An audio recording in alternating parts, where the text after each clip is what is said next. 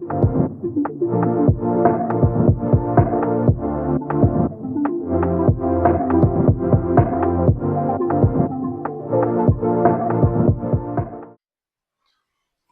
back to Bear Cave Watch Reviews. I'm your host, Papa Bear, and today we're going to take a little trip across some time zones and talk about GMT watches. Now, before we get started, let's just talk about what a GMT watch is and who really uses them. So, what is a GMT watch? This is a long one, but it's a watch that can display 2 or more time zones simultaneously, making it ideal for frequent travelers. It typically features a 24-hour hand and a rotating 24-hour bezel. When used together, you can track a second or even a third time zone in addition to your local time. It's an old time standard, but the function is still based, and it's become very, very popular. And what I've done is I've brought out some of mine to show them off and just kind of go over them and see, what they're like. It's basically designed to allow the wearer to read the time in at least 2 time zones. That's the basic principle of a GMT. How do you read a GMT? You're going to have to Google that and learn about it on your own. Now, there's what they call an office GMT versus a true GMT. The main difference is how the watch hands are adjusted. In an office GMT, the 24-hour hand moves independently. In a true GMT, the 12-hour local hand can be jumped independently. So again, these are really cool watches, even if you're not big on traveling, which I just don't travel a lot. So I really got them more for the look and the design. And that's why I like them. Just something to think about. So basically what I'm going to do is I'm going to take one at a time, go over the specs, let you know the price point, a little bit about the watch, a little bit about the history of me owning them. I didn't set them all at the same time, so we're not going to do that. We're just going to jump right into it. Okay, so we're going to start with this Addiesdive model number AD2036. This is the vintage inspired look. So it comes in the Addiesdive box, which we all know. So nothing exciting there. We'll just move that over. Let's get it off the pillow here. And I'm going to put it over here to the side so you can see the specs. This is a really cool looking watch. And if you've seen a couple of my videos, you know that I was pretty particular about hand sets. I had never liked snowflake hands until this year. Something changed, and really, really enjoy this watch. I've worn it a lot. It's very well made, stainless steel. It does come with a Swiss Ronda GMT quartz movement, mineral glass with AR coating, and it's supposed to be water resistant. So let's just take a look at it and just see. See, it's got the 24-hour markings on the side. There's the hand, and it can be independently moved. Signed crown, solid stainless steel construction, pretty decent clasp. You guys know that I wear them often, so they get scratched. Proper milled, solid end links. Good looking watch. Let's try it on. Okay, so there it is on my 7-inch wrist. It wears perfect. Actually, when I sized it, I was really excited that I didn't have to do too much. Just took a couple links off and got it going. So this is, again, the Addiesdive, what they call the BBGMT AD2036. All right, so moving on, as you can tell, another Addies box. So nothing too exciting there, but I put it out there so you can see it. This is a little bit different style, and this is the AD2044. It also has a Swiss Ronda movement in it, stainless steel construction, mineral glass with the AR coating, snowflake hands, water resistant to 200 meters. This is a 39 millimeter, and as you can tell, this one is on a Jubilee bracelet, and it's also the Pepsi style bezel. Again, proper milled clasp, solid end links, signed crown, really good looking watch. Let me put it over here. Now, this is obviously what's called an office GMT. Let's put it on and see what it looks like. Now, one thing that I do like is that the bracelet really changes the look of the watch. On the last one with the oyster bracelet, it looks a little different, but I really like the look of just how this wears on the Jubilee. Okay, so now moving on to one that I have had for about a year now. This was actually a gift sent to me by a watch enthusiast. I have been looking for this one for a long time. I love the Rolex Explorer look, and this one just happened to be available to somebody just said, hey, I'll send it to you. So it comes in the yellow Invicta box. Let's take a look at it.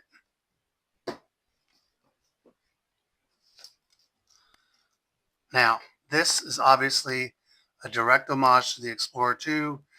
You can tell with the white face.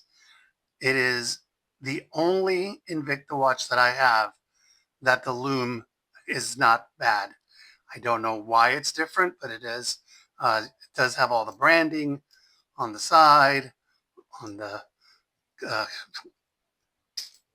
crown, the clasp, which is where Invicta always cheapens out. But anyway, this is a little bit older watch, but no solid end links. This is the 9402 stainless steel. Of course, it's got that awesome flame fusion crystal on it. 40 millimeter case. Thickness is only 14 millimeters. And this has the Ronda caliber 51524 as well. Just a really good looking watch. And they had it with the black face. They don't sell it anymore with that. Now it's only got a blue face, but here it is on my wrist. Low profile, oyster style bracelet. I have considered getting an upgraded bracelet for it. I just haven't gotten around to it, but again, good looking watch, good GMT.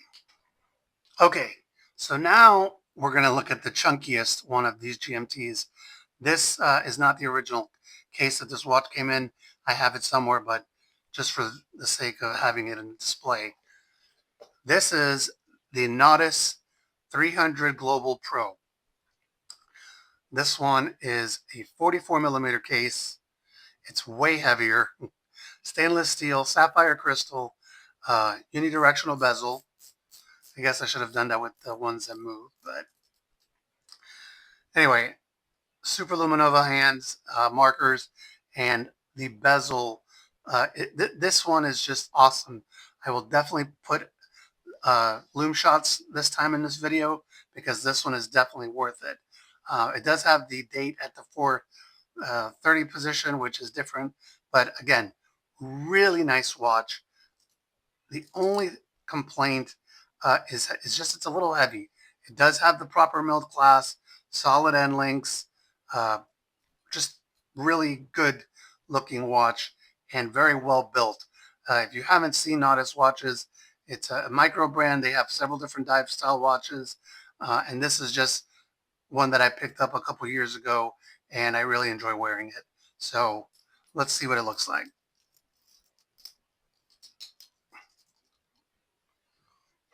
That's a big boy. All right, so here it is. This is a chunky boy. I really like this watch. It's 44 millimeter. It does wear big, and it does have an escape valve, which I'm never going to use, but it's there, so that's pretty cool. Again, if you haven't checked out Nautis, I'll put links in the description so you can see. Okay, so now we move on to Pagani Design. This one is the PD1662 in the Bruce Wayne edition because it's all blacked out like Bruce Wayne would be. This is a different style GMT. This one has the Seiko movement in it. And let's just take a look at it here. Let me move this box.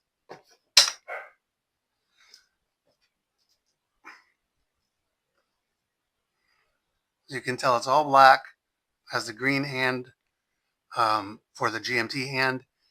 It's a really good looking watch. This does, 316L stainless steel, signed crown,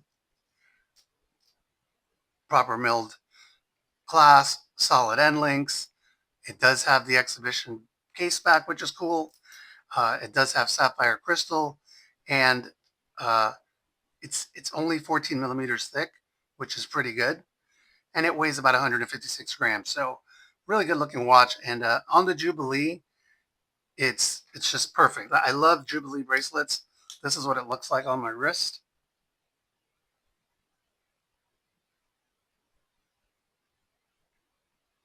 So that is the Bruce Wayne Pagani Design. I have one more that I'm going to show you, and we'll go from there. Okay, so I know you're surprised. This is another Addiesdive. This one, very similar to the Bruce Wayne one, except it's the blue and black, and it's called the Batgirl because it comes on a Jubilee bracelet. That's just silly, but that's what it is. What I've done is I've actually got a oyster style bracelet that I can slap it on, and when you do that, then it becomes a Batman instead of the Batgirl. So smart marketing, I guess. Let's take a look at this from the side and see the specs. Again, this is the 1662. It's just called the Batgirl. Same Seiko movement, 316L stainless steel, signed crown, Jubilee bracelet, 40 millimeters by 14 millimeters, and the lug width is 20 millimeters. Again, really nice looking watch, water resistant. This one has sapphire crystal. It does have the Cyclops, but the Cyclops is not 2.5, which irks me, but not that much. So let's see what it looks like on my wrist. Oh yeah, one more thing. It does have the proper milled clasp, solid end links. The only difference is that it's on the Jubilee, and it's got a little bit different color, but really nice looking watch. I really enjoy wearing it. I don't travel except to and from work, but it's nice to just have a different looking watch. And this color scheme has been very popular for the last couple of years, so um, I like it. Okay, so let's talk about the things that I love about these watches. Again, I've said this before, this is subjective because it's my opinion. Um, except for the big 44 one, they're all 40 millimeters, which for me, that's my sweet spot on watches. They all have reliable movements. Some of them are Swiss, some are not, but overall just really great movements that are workhorses. The dials are really nice and easy to read. The bracelets, every one of them has a pretty good bracelet. I mean, is it luxury watch bracelet? No, these are budget friendly watches, but they all articulate well. They all have the solid end links. So that's always good. The watches that come with a sapphire crystal are even nicer for most people. It's not a big deal. Uh, if I had to say, I don't have a favorite, but if the one that I like to wear the most is this one, just because it really has that vintage feel. I've had this one the longest. Well, no, I've had this one the longest, but this year I got this one and I just really enjoy wearing that one. So, um, yes, they are all direct GMT homages of one or another style of them, but I like homage watches. There's a place for them, especially when you want that vintage look, but you don't want to spend thousands of dollars and wait lots of time for that to happen. Um, things that I don't like about them, for the price, you get a budget friendly watch that looks great and doesn't cost too much. So they can be worn with anything. So really, there's not anything that I don't like about them. The only silly thing that I said was that this one is called a Batgirl on one bracelet. Swap the bracelet out, and it's the Batman. So, you know, overall, I wanted to make this video to show off some of the budget-friendly GMTs out there that aren't from Seiko. Seiko's pricing has gone up considerably. Yes, they make good watches, but these all have the same, well, not all, but some of them have the same movement in them. They come with sapphire crystal. They come with solid end links, which why would anyone on a budget pay over $250 to $300 for the same thing? And these are all spec the same. So overall, I'm really happy with them. I have no issue recommending any of them, especially if you're just looking to have the look. Again, not everybody's a world traveler, but if you want to at least act like you are at the office, then you can do that. Would I give these watches the Bear Cave seal of approval? Yes. Yes, I would. They're all great looking watches. They're all budget friendly, and no one needs to know that you're not a world traveler. So I will have links to all of them in the description. If you haven't subscribed yet to the channel or you're not following me on social media, what are you waiting for? As always, I just want to thank you for making it to the end of the video. I am really excited to be doing these reviews again. And this is Papa Bear. We'll see you next time. Yes. Yes, I would. They're all great looking watches. They're all budget friendly, and no one needs to know that you're not a world traveler. So I will have links to all of them in the description.